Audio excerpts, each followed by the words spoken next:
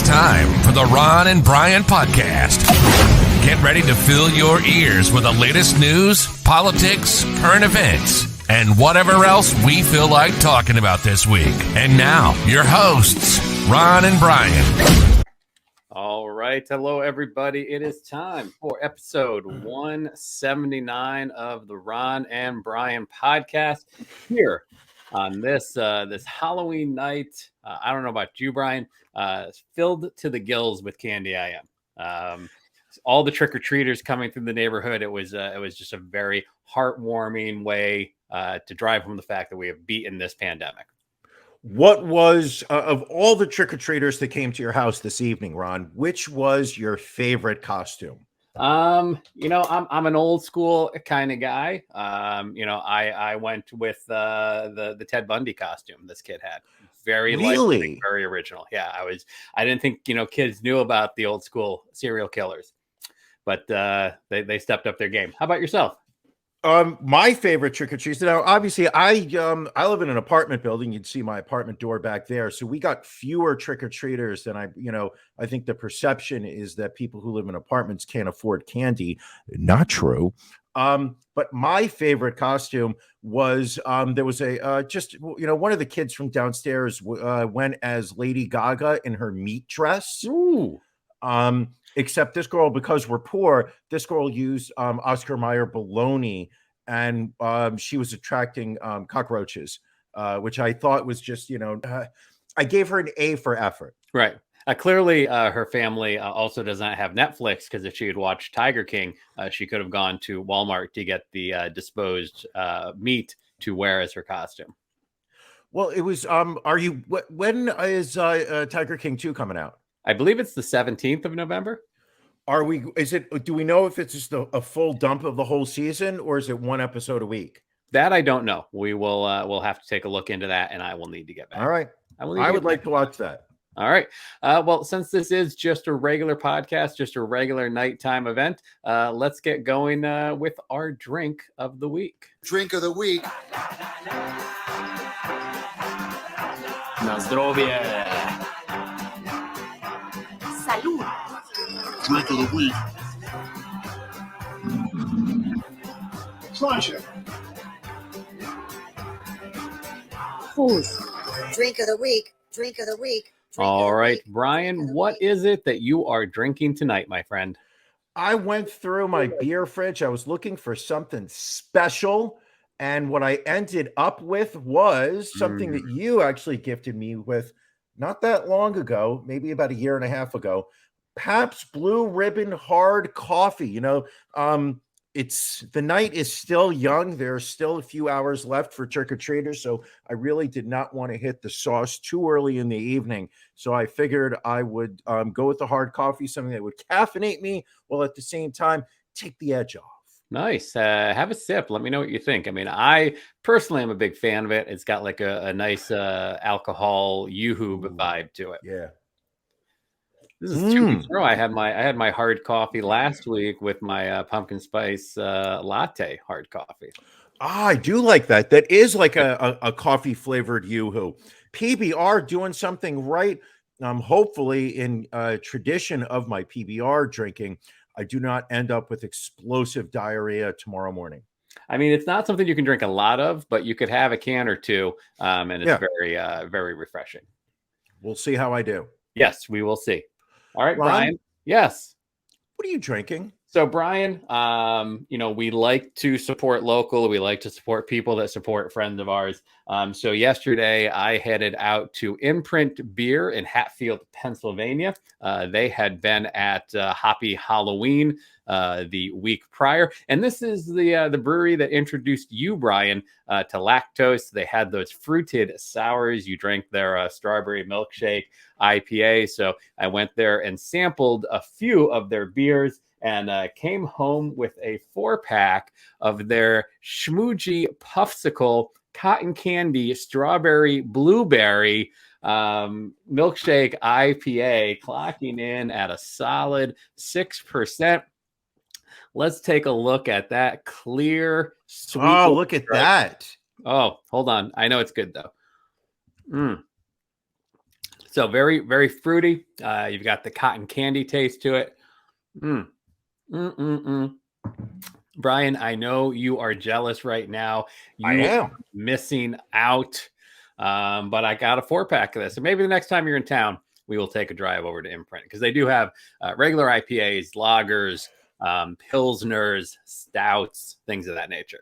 Speaking of which, while you are enjoying your beverage, I'd like to ask you, when will I be seeing you next? October was a spectacular month for Ron and Brian. I saw you 3 different times in a month. Right now, I don't have any trips scheduled to visit you. I woke up yesterday, Saturday morning, and I felt incomplete because I knew that I would not be seeing you and your lovely wife. I'm trying to figure out when will I see you again? We'll have to make some plans. I mean, we do have, I believe, the plans to do AEW in December, so that is on our calendar. But we will need to see what we can make happen this month. AEW, AEW, AEW, AEW, AEW. So, Brian, it's a very slow week in racism, Brian. One page of racism. So hopefully that means maybe we've beaten racism. But regardless, it's time for This Week in Racism. This Week in racism. racism. So obviously we'll be able to keep this to less than a tight 10 minutes of racism, but let's get right into it. Texans owner Cal McNair used a racist slur at a charity golf tournament held by the team in May, according to a Bali Sports report. While addressing a crowd of over 100, McNair finished his remarks by saying, quote, "I'm sorry we couldn't get together last year because of the China virus." According to the report, Cal's wife, Hannah McNair, joked about the racist remark at the event just a week after making a public visit to a local Asian community center. A Halloween display on a New Jersey home's lawn is getting a lot of attention lately because the home boasts multiple Confederate flags in addition to costume ghosts, one of which seems to resemble an image of a Ku Klux Klan member in robes. NBC New York attempted to talk with the owner of the home, but he did not want to speak, only saying that he's had the decoration for years. In Yulee, Florida, a video showing 2 white teenagers pointing at a camera and using a racial slur, with one of them wearing a white hood, was not meant to be shared outside of a small group of friends, according to a statement from Nassau County School District Assistant Superintendent Mark Durham. This after a group of more than 24 parents of Nassau County students met to discuss the district's handling of the situation, calling it unfair and inconsistent. There was a fight that resulted from the sharing of the video clip, with the school suspending the students involved in the fight and the student that forwarded the clip, but not the other students that appeared in the clip. The school stated that the clip was filmed before the start of the school year by 2 students who had not yet started classes at Yulee High School, so they are unable to discipline them because of that. And a federal lawsuit filed on behalf of a black former track coach for a Connecticut high school alleges that his firing was an act of retaliation for telling police that a student spat on him last year. The suit contends Lorenzo Millage's problems began in February 2020 when a student spit on him at a sporting event and poured water on him after spitting in it. The suit claims the principal and athletic director did not take severe disciplinary action against the student. Millage complained to police and said Neil Sullivan, the school's human resources director, became angry at him for doing that. Police did not say what became of Millage's complaint, but the suit says educators ultimately gave the student in-school suspension. And we also have a couple stories in Racism Rewind. Racism Rewind. Last week, we reported on Ed Troyer, the county sheriff charged with falsely claiming his life was threatened by a black newspaper carrier that he accused of being a porch pirate, and the charges that had been brought against him finally. This week, Washington State's Black Lives Matter Alliance has demanded his resignation. The demand for the Pierce County Sheriff's resignation comes after the Alliance filed a complaint with the U.S. Justice Department and met with Seattle FBI officials. And also, the 3 white men on trial for killing black jogger Ahmaud Arbery in February 2020 plan on using a repealed citizen's arrest statute in Georgia as their legal defense.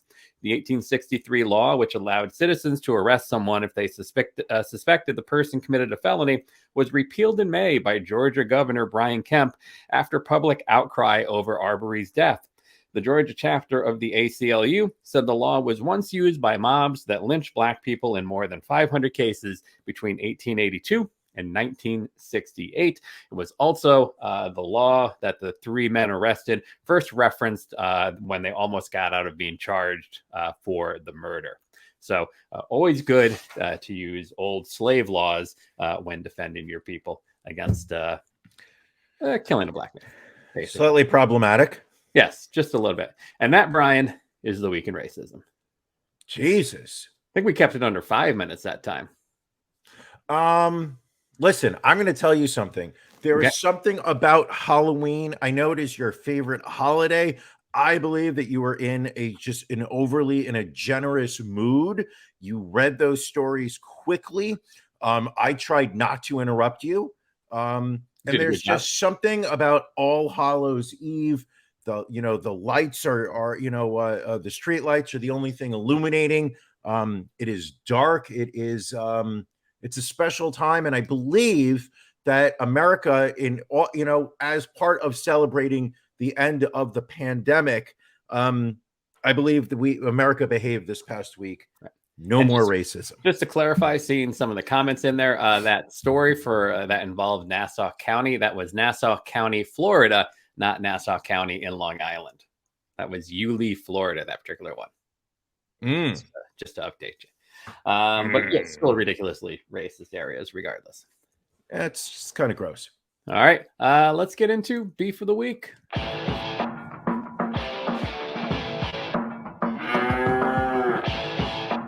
Ron and Brian's Beef of the Week.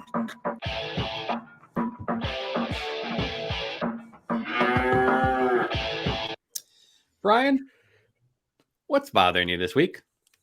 What's bothering me right now are my headphones. So I'm going to ask you to go first while I work on these headphones. All right, fair enough. Well, my beef this week, Brian, and again, maybe this is a first world problem, a suburban problem, what have you. But my beef is people that prefer to walk or run in the street when there is a perfectly good walking and jogging lane available to them. To clarify, we have a parkway near my house that goes obviously through a park where the township has built like a really wide, nice jogging and walking track with various exercises you can do along the lines.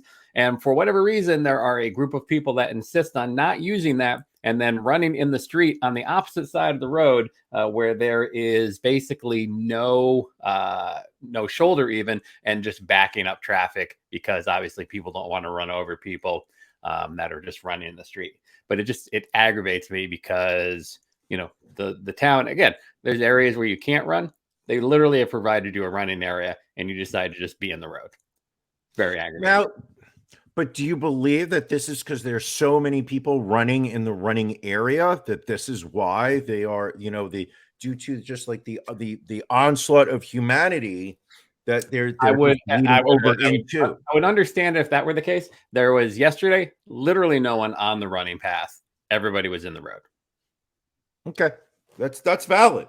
Yes, I thank you. Thank you for validating my feelings. Yeah, no. You have a right. You are correct in that. Yep. Brian, now that you have your headphones fixed, what's bothering you this week? Oh, I was at the gym yesterday. I mean, I think it's very clear, you look swole today. If I had to pick a word, you look swole. Oh. Nice. What's bothering me is that I saw multiple people using machines and not wiping them down after they were done. And first off, putting aside just the grossness of their sweat going on, but now we are still in a pandemic. There is still a virus going on. We are, people are being asked to spray and disinfect machines when they are done using them. And I saw multiple people using machine, then stepping up and walking away without wiping it down afterwards, without disinfecting it. That actually bothered me almost to the point where I was willing to confront somebody over it, but I chose wisely, as those people were the two people I was thinking of were both way bigger than I was. There you go. I mean, even prior to the pandemic, it was just good form to wipe down Yeah. the machine after you use it. Even more so now. And it's funny because someone had posted a poll on LinkedIn this past week, and their thing was, oh, I never really wipe down equipment after I'm at the gym, and like everyone was like, oh yeah, I don't do it either. And it was like, well, that's fairly horrible. Like you should do that. It's just considerate. That's all I can say. That's pretty I'm fucking looking at this. gross. I validate you as well this week. Thank Brian. you. Thank you. Thank you. Also validated this week, Pfizer, as the U.S. Food and Drug Administration issued an emergency use authorization this Friday for their Pfizer's COVID-19 vaccine for children 5 to 11. This is the first COVID-19 vaccine authorized in the U.S. For younger children. Again, I think the ploy saving Moderna for those of us a little bit, I don't want to say more worthy, but well, all right, more worthy. As I can I announce, Brian, what I will be doing on Friday? Ron, what will you be doing on Friday? I will be going to get my Moderna booster shot this Friday to amplify the amazing protection that I already have. It's been, we're going on 8 months since my second shot. So, and I still meet the pre-existing conditions. So I feel I should go and just make sure I am in a safe place. Ron, can I tell you what I will be doing Wednesday at lunchtime? Sure. I will be going to get my third shot of Moderna as my booster shot, not because I feel I need to, not because I feel that I require any additional layer of protection. I mean, Moderna is the gold standard. But Right. when you told me that you were going on Friday, I sat there and said to myself, how can I beat him to the punch? I found a place in Chinatown that is giving Moderna shots, and I will be going to get my booster Wednesday afternoon. So this way I will be glowing 2 days before you do. That is Yes! impressive, my friend. That is impressive. I read an interesting article the other day talking about how scientists are now hoping that COVID-19 can kind of eventually become something similar to the common cold, where after enough of society gets it becomes something that you just catch like a flu or a cold virus, and doesn't have all the fatalities or the long haul damage and things of that nature. Now, what would lead them to say, I mean, are they saying that they believe that the disease will get less dangerous, or do they, they think that with all the vaccinations, with the natural immunity, with the antibodies being passed around through unprotected sex, do they believe that that's what will make the COVID-19 not as damaging to society, or do they just think it's somehow on its own going to get better? So kind of on a long-term basis, as long as it does not continue to mutate into the various variants that it has so far, basically, it will start with a mix of vaccination and herd immunity. Also for children as well. Children may not have the receptors, but apparently what children do have are, I guess the best way to describe it is advanced nasal passages, where if the COVID-19 particles get caught in the whatever these things are in your nasal passages, children, their body can detect it earlier and also start developing the antibodies earlier. They've also started to find in previous versions of the coronavirus is that children, would catch coronavirus 4 to 5 times without having any symptoms and would develop a natural immunity to early coronaviruses. As said, a clinical trial showed its vaccine provides more than 90% protection against symptomatic disease among children, even at 1/3 the dose. And the company hopes the lower dose will reduce the risk of any side effects. Did they have they tried giving full doses to children? Like, I mean, everyone's worried about the negative side effects, but have we thought about the positive side effects, like children growing at rapid speeds, children gaining superhuman strength, ability to lift cars, maybe children able to put phones and electronics down without needing to pick them right back up again? I mean, have we thought about the positive side effects? I don't know. We'll have to reach out to the scientists and see what they come up with. Now, next question: have you read anything about Johnson and Johnson being approved for children? I have not. So the brown standard is even browner, is what The you're brown saying. standards continues to be a dark brown. So brown, so freaking brown. So up in your neck of the woods, Brian, New York City, 26% of municipal employees in New York City were still unvaccinated following a Friday deadline that mandated workers get the COVID-19 vaccine. That equates to more than 26,000 workers that have not uploaded proof of their vaccination status and will face unpaid leave as a result. The mandate did result in vaccination rates going up for police officers, garbage collectors, firefighters, and whatnot, but still not complete. On Thursday, 76% of officers, firefighters, and garbage collectors were vaccinated. On Friday, that number went up to 83%. But there's still lawsuits in New York City and across the country with police departments and other city workers fighting government COVID-19 mandates. What I find outrageous is the wrong term.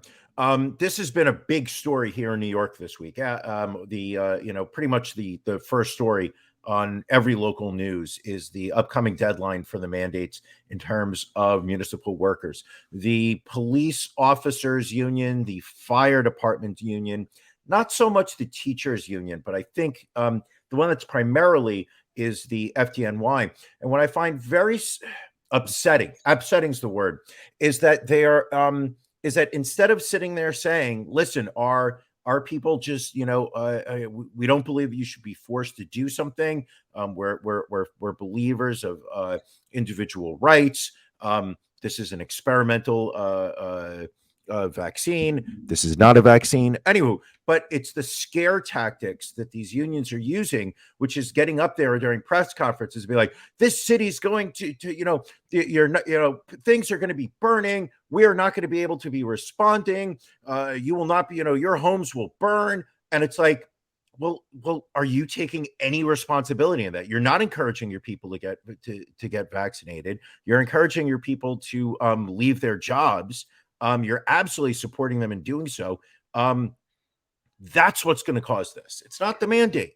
And what's funny also is in the past, I think most recently 2017, when the New York police, they didn't officially go on strike, but there was an increase in call outs. There was, they decreased the amount of tickets and things, and crime rates actually went down due to the less policing, and violent crimes went down as well. But New York City does have to prepare for a loss of workers from the mandate, with the fire department ready for 20% fewer fire companies and 20% fewer ambulances. So don't set anything on fire. Don't get hurt in New York City. Listen, and I was also going to say something else, which was that since last summer during the protests about police. I don't want to say brutality because that's not really the right word. Last summer during the unrest that was going on, there's absolutely been an effort, a concerted effort to pull back in terms of the level of protection that the police are offering New York City. Crime rates have absolutely gone higher. And the city's been fine. Don't get me wrong; it's not been fine for everyone. A lot of people are having the reality of their life in the city has absolutely worsened, but not for everyone. And I don't think it's going to be much different. Okay, I don't.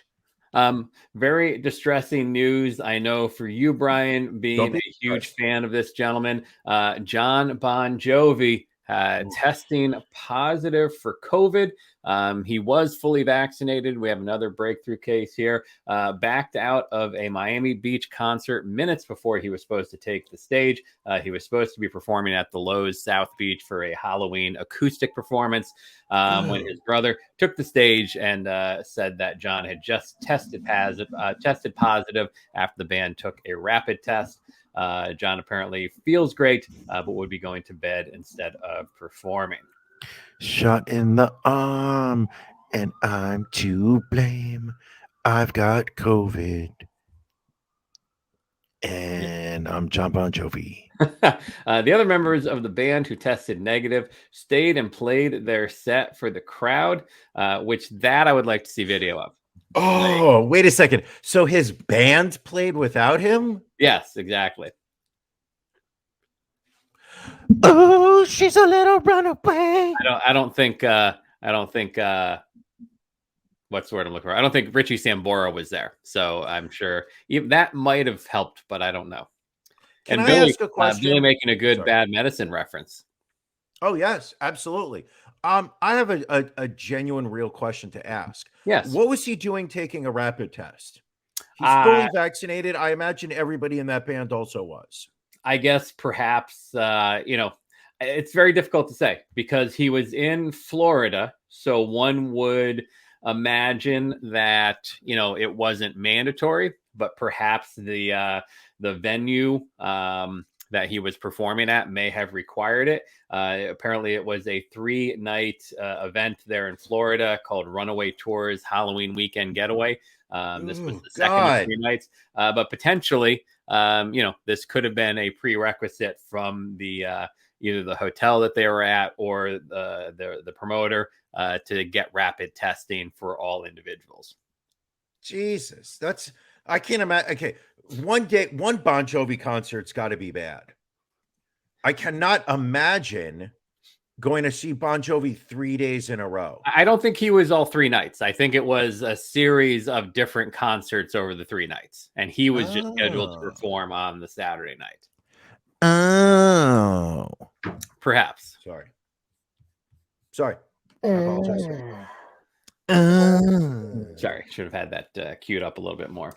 But Brian, more important than John Bon Jovi is the question: what are you watching?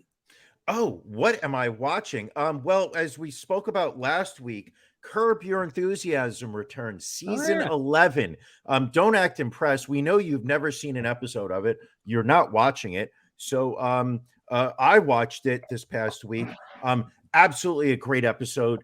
I highly recommend it. Not one of the best episodes, but the guy's done 10 seasons. But it was just really good to see another another season of Curb with all your favorite characters: Leon, Jeff, Albert Brooks, Brockmire, Susie, on Curb? Brockmire. Oh yeah. I love that show. Anyway, and also I watched 2 episodes of Dark Side of the Ring. I watched the episode with Rob Black and his XPW. Oh yeah, which I never heard of. Insane from what I've heard.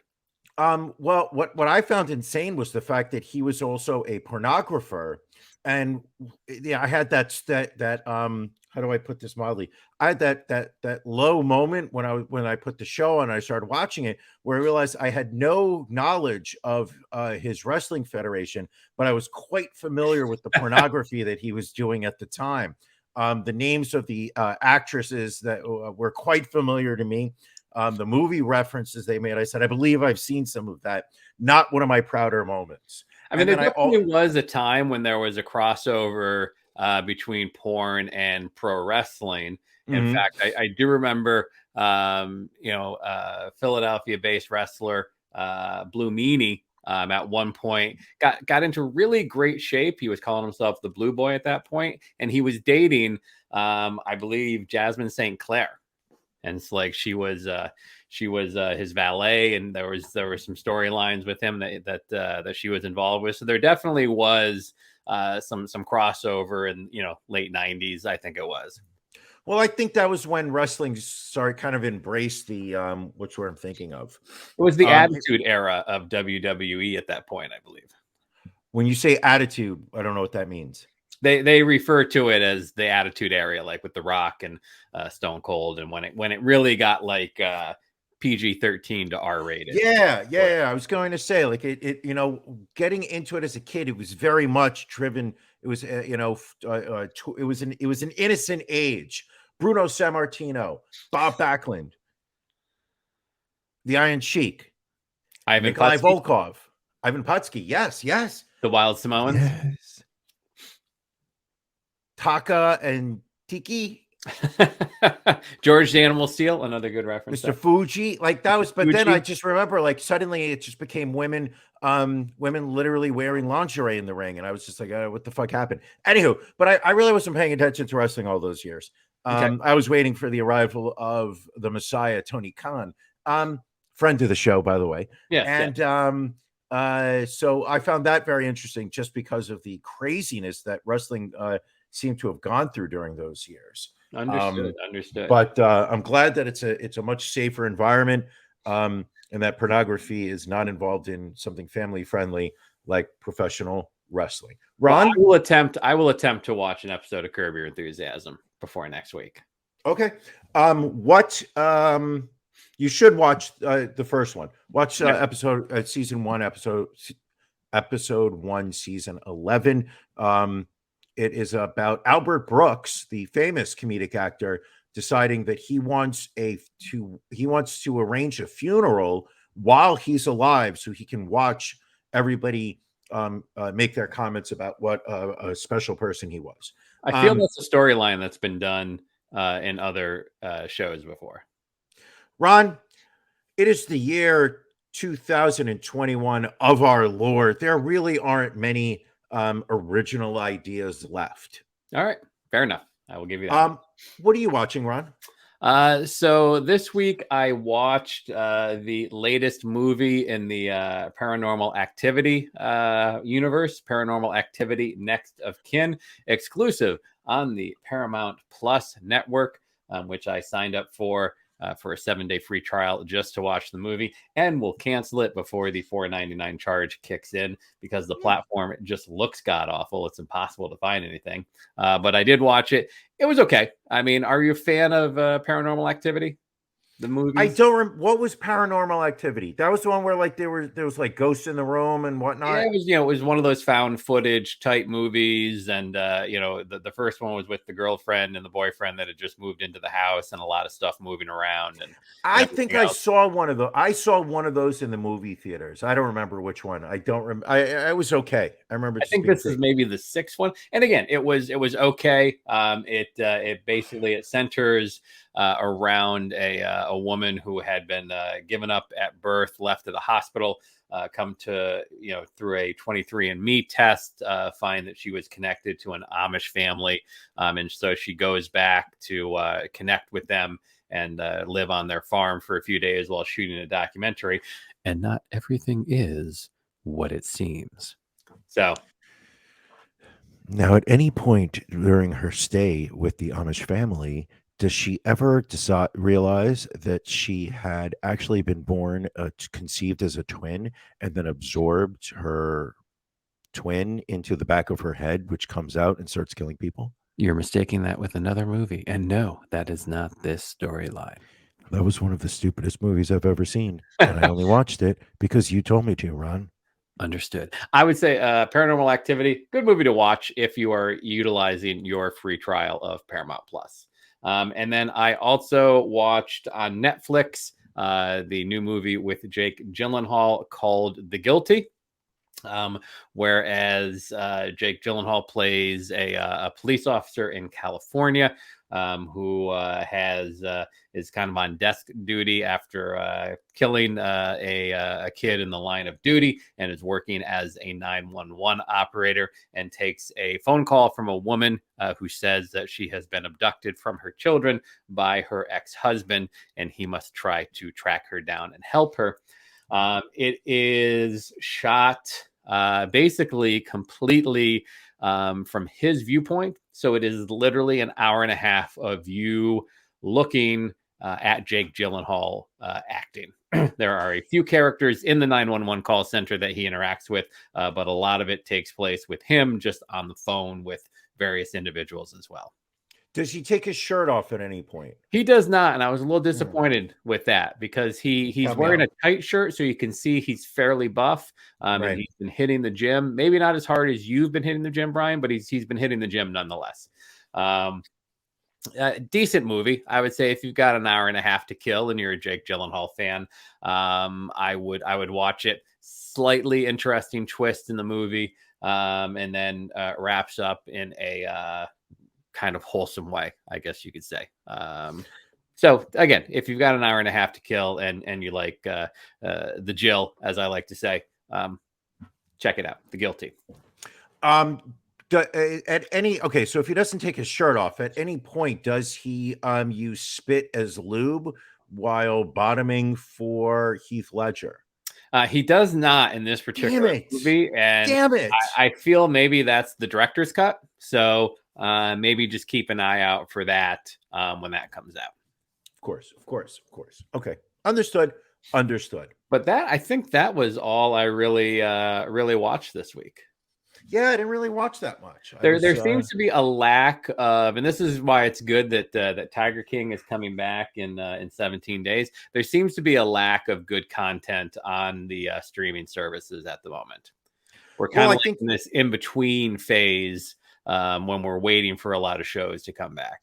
I think what we're seeing here is the effect of the pandemic. You know, the stuff that came out a year ago had probably already been filmed, socked away, and it's only it's only a matter of time before things that we want to see return, such as Cobra Kai. Correct. Hawkeye, I believe, is the next movie in the Marvel Triniverse, and then TV show actually on Disney Plus. And then I believe that the stars packed movie, I believe it's the first of a trilogy, Boba Fett, will be on Disney. Another TV show, but yes. The Book of Boba Fett, I believe you're thinking of. But yes, Cobra Kai comes back on December 31st. And there's by the way, Cobra Kai is a terrible show. I just want people to understand that. I am not. It is total cheese. It is just 80s, 90s nostalgia, reliving in the 21st century. But the thing is I've already put 2 seasons in. I have to watch number 3. I have to. This is like season 4, I think. No. Yeah, I'm pretty sure. Really? Ron? Yes. Can you tell people what we were going to be doing tonight? In just under an hour. So we are going to be having our monthly pajama party for our Patreon subscribers. That is taking place at 9:30. We always encourage people to rate, review, subscribe, but also throw us a few bones on Patreon. So if you go to RonandBrianPodcast.com in the upper right-hand corner, you can join and figure out how you can watch us live. We are having another episode of Can You Beat Ron, where people will be taking me on in horror movie taglines is the challenge. I don't think you've shared the Google slide deck with me yet, so I will need that. The reason why I have not shared it with you is because I do not want any accusations that you have had previous access to it. I even included a sample in the beginning, so this way you could test out the Google slide without actually going into the actual contest. We've got 15 rounds of movie taglines where we are going to be giving the tagline for the movie that was used in the promotional materials when it was released. You have to guess the name of the movie. You for everyone that you guess correctly, you will get a point. And if you get more correct than Ron, you cannot tie Ron. You have to beat Ron. This game is not to be the man. To beat the man, you have to be the man. Or to beat the man. One or the other. We've been doing this for this will be our third Can You Beat Ron so far. Ron has not lost. There are plenty of valuable charities that are out there. But join our Patreon. Come on after dark, beat Ron, and we will make a $25 donation to the charity of your choice. All right. Also, yes. It helps with some of the costs that we incur for the show, like that scroll that Ron had up earlier. We pay 75 cents every time Ron uses it. Well, that's why I had to turn it off. I understand. It rings up every time it goes through. So I had to take the banner down because we literally ran out of money while filming this episode. We need some help here, people. We need some help. Brian, thoughts on Facebook this week revealing its new corporate name as Meta? I don't actually understand the purpose of it. The cynical part of me says that they have been getting a lot of bad publicity. In recent weeks, there was a whistleblower who released a lot of internal documents that showed Facebook is aware in many different ways that its products are overall detrimental to fuck you, Billy. That their products are detrimental to the American society, that not only have they decided not to take steps to correct the issues, but they actually have embraced the concept of hands off, let the market do itself, and how do we maximize profit? Right, and it seems a lot to me. So kind of like when Google changed their corporate entity to Alphabet to kind of separate the company as a whole. So yeah, I think they're trying to separate the financial piece of it and the stockholder piece of it from the individual parts, the Facebook, the Instagram, the WhatsApp. Also, but their whole business comes from the Facebook website. I know that it's so meta, Brian. I know they're talking about this Oculus thing and the 3D and the AI and whatnot, but they're making their money off of the data collection from Facebook users. People who have Facebook on their computers have allowed the cookies that then follow the users as they go through the internet onto the dark web, into Pornhub, onto XHamster, onto Xvideos. This has got to stop. I'm just gonna let you go on and on.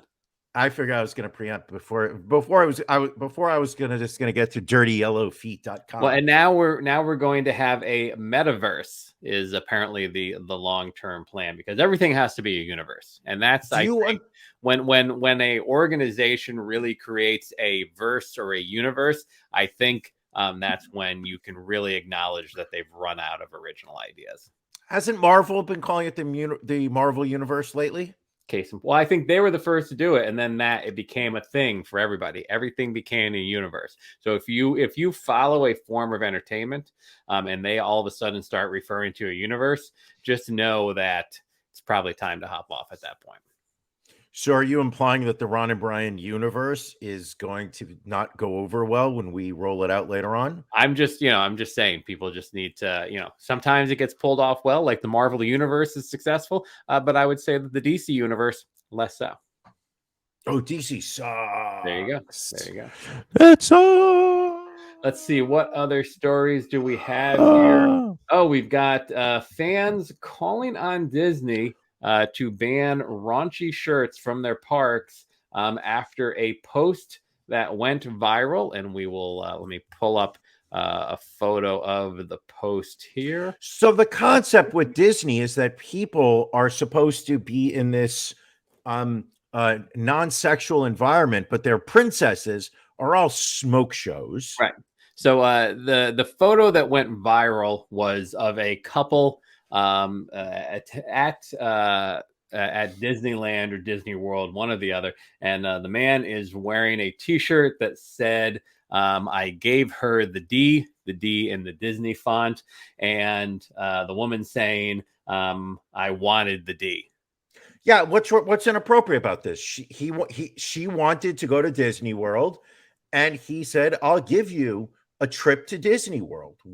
I don't understand what is suggestive in any way about this. Now, to me, what's more suggestive is the woman in the back with the mullet wearing the Captain America shield on her chest.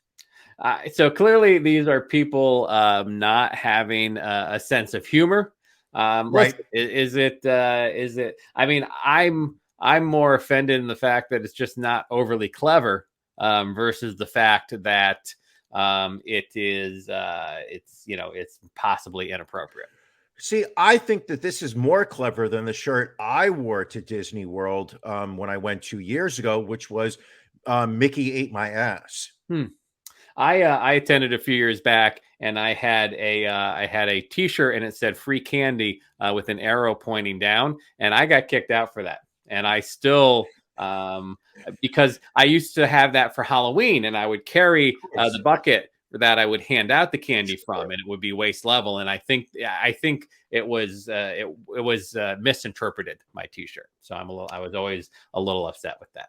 What I find most outrageous is the fact that, we live during a time of personal freedoms. And if I don't have the freedom to wear what I want to Disney World, then, it's the beginning of the end times. No, without a doubt. You know what you do have the freedom to do, Brian? You have the freedom to week after week pick nothing but winners in the National Football League. Not even difficult. I've got to give you props. Your picks in the Atlanta Carolina game and the Cincinnati Jets game, spot on. 2-0 again, leaving you perfect for the season. How do you do it? I look at the games, I look at the lines, and it just jumps off the page. It was very clear in that Bengals Jets game, which way it was going to go. I thought that the Panthers Falcons, I thought that was going to be tougher. It turned out to be a lot easier of a game. But if we're going to be sitting there putting my picks under a microscope, why I think we should be looking at you, Ron. You also went 2-0 during week 8. Seahawks Jaguars, you saw that line, scoffed and said, please, I could do this in my sleep. And then the Bills laying 11 over the Dolphins. You said that you weren't completely positive about it. You were only about 97% sure of the way that you went, and wasn't even close. No. Once again, Ron, 2-0, 8 weeks. We are continuing the trend of picking NFL games perfectly.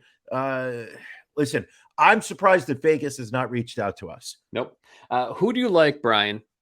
Since this Sunday night is almost over, we are almost out of week 8 of the NFL season. Sure. Who do you like in week 9?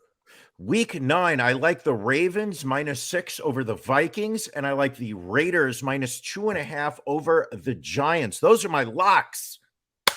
I gotta say, the week. That Raiders game, it looks like a trap game for the Raiders, and I think it's ballsy of you to pick them, and I hope it pays off for you. Listen, I'm all about traps. I'm all about Venus flytraps. I'm all about bear traps. I'm all about fly trap. No. Are you all about my picks of the week? Ron, who do you have? I have 2 games that I love next weekend. Dallas favored by 7 against the visiting Broncos. Take Dallas -7. And then the LA Rams have the Titans coming to town. The Rams are -5.5. Take that all day long. Remember, bet with your head, not over it, as we always recommend. Of course. Now, Brian, you sent this over to me asking if this is something that I would do. This is in New York City's Hudson Yards. It is debuting the world's highest outdoor building climb. Let's pull up a photo of this here. It is apparently there's a 1,300 foot tall skyscraper in Hudson Yards in Midtown, and you actually climb up the outside of the building with no windows, any other protective barriers. You're hooked on.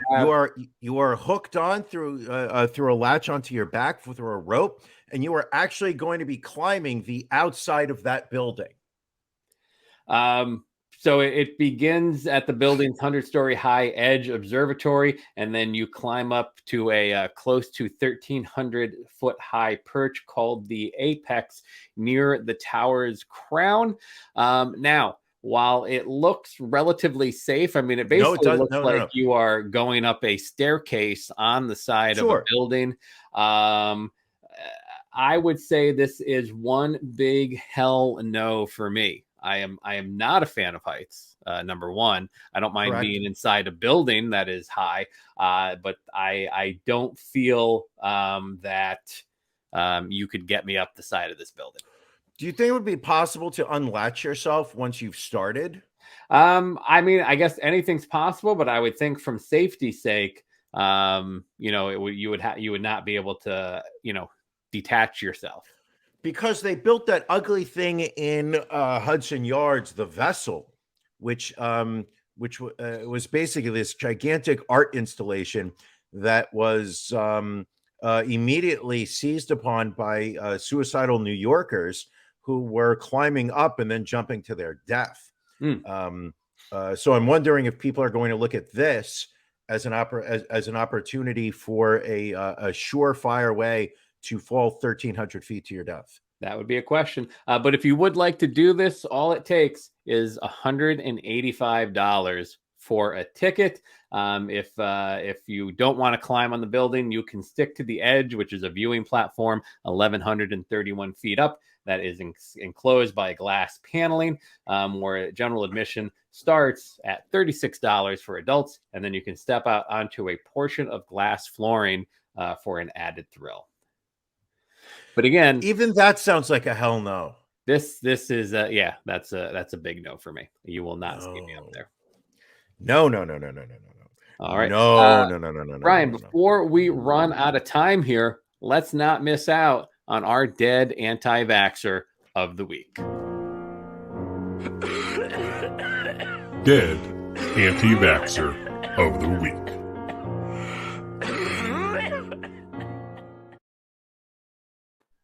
So, Brian, who are you bringing to the table as your dead anti-vaxxer of the week? Ron, can you please post a photo of Bernadette Elaine Elder, who went by the nickname of Joy? I'm not really sure why or how she came up with the nickname of Joy. But ladies and gentlemen, you are looking at, or for those people listening to the audio portion of it, we are looking at a photo of Bernadette Elaine Elder. Died this past week of COVID. She was from Florida. Go figure. Professionally, she was a jewelry designer who designed and sold Christian jewelry, which was pretty much just your standard hippie jewelry, but she gave it names that were reminiscent of holy spirits. But more importantly, of late, she'd become a strident anti-vaxxer. Very active on social media, where she would post videos, sometimes as short as 20 minutes. Something's going on for over 2 hours of ramblings, where she preached natural immunity. She preached the value of ivermectin. She preached the fact that the COVID vaccine was detrimental to people's safety. And what she did not include was preaching the fact that she was not immune to this disease, catching it earlier a couple of weeks ago, passing away this past week of COVID-19. All right. A very good candidate to bring for our dead anti-vaxxer of the week. But if I may share my candidate this week, this gentleman right here is Paul Kendall, age 74, from Anchorage, Alaska. He ran for office several times up there in the past 10 years. In 2012, he ran for Alaska State Senate and lost. In 2016, he lost to Lisa Murkowski in the Republican primary. In 2018, he ran for mayor of Anchorage and lost. But he was an anti-mask individual. He was, of course, not vaccinated. Surprisingly, not a big social media guy. So he would do most of his rants in person. He went viral a few weeks back prior to his passing, where he attended an Anchorage assembly meeting to protest mask mandates, yelling at people and calling one of the homosexual members of the Anchorage assembly a cocksucker. And then surprisingly, he comes down with a touch of the COVID and ends up passing away at the age of 74. I will say, as we have seen case numbers start to come down in a lot of areas of the country, we are also seeing fewer and fewer dead anti-vaxxers each week. So hopefully... Well, that's because they're all dead. Right. Hopefully we can retire this bit soon. But until then, we pledge to bring you our dead anti-vaxxers of the week. Speaking of people we have lost, Brian, who do we have in celebrity obituaries this week? First off, my hearts go out to the Red Sox universe. Beloved announcer, Jemmy. Fucking hell. Boy, these hard coffees have really gotten to me. I mean, it's late in the day. My brain is not at peak performance. But Jerry Remy, age 68, succumbed to his battle with cancer. Jerry had been a Red Sox broadcaster since 1988. He actually played for the team for 10 years, was inducted into the Red Sox Hall of Fame, or as I like to call it, a fucking garbage bag in 2006. He had actually been diagnosed with cancer 7 times since 2008. Most recently in 2018. Earlier this year, he was started to scale back his announcer responsibilities. He threw out the first pitch earlier this postseason during the Red Sox-Yankees wild card. Let's not talk about that game ever again. Unfortunately, Jerry Remy did not survive, and our hearts go out to his family. For all we know, we are unaware of his vaccination status. So, unfortunately, the anti-vaxxers cannot seize upon his death as more evidence for them to not get vaccinated.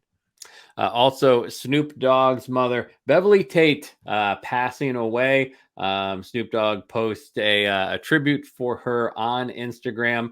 She had been hospitalized earlier this year for undisclosed reasons. COVID. Again, passing away. So our thoughts go out to Snoop D-O-double-G in his time of loss. And also in the Trump world, Ivana Trump's 4th husband. How many husbands has she had, by the way? I'm going to say 4. All right. So her 4th husband, Italian actor Rossano Rubiconda, passed away after a year-long battle with melanoma at the age of 49. That is unusual. Not a lot of people pass away from melanoma. Well, he probably was poisoned by Donald Trump's henchmen. So allegedly. So he married Ivana back in 2008. They divorced in 2009, but continued to see one another on and off for the following decade. So she has to have had many more husbands, because that was 2009.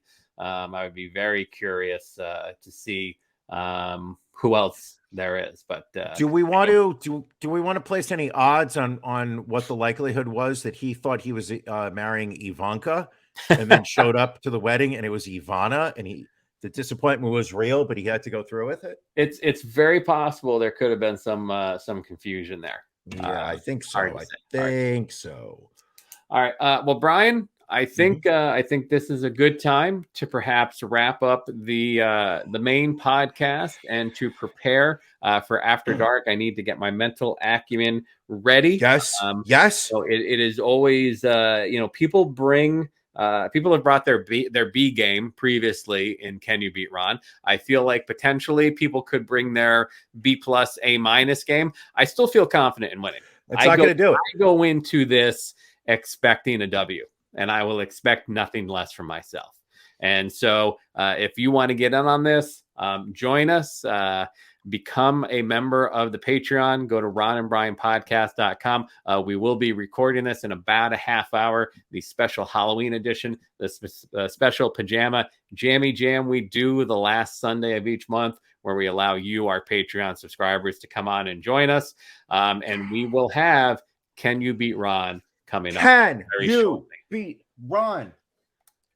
Can anybody destroy Ron in the contest during our pajama party in After Dark?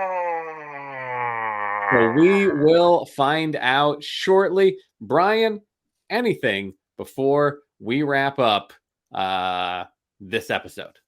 The only thing that I can think that I have not said during this episode that I wanted to say coming into it is just I love you with all my heart. Love you too, my friend. So let's wrap this up. We will catch our Patreon subscribers in a half hour. Everyone else, we will catch next week. Thank you for joining us on the Ron and Brian podcast. We're live each week on YouTube, Facebook, and Twitch. You can find prior episodes,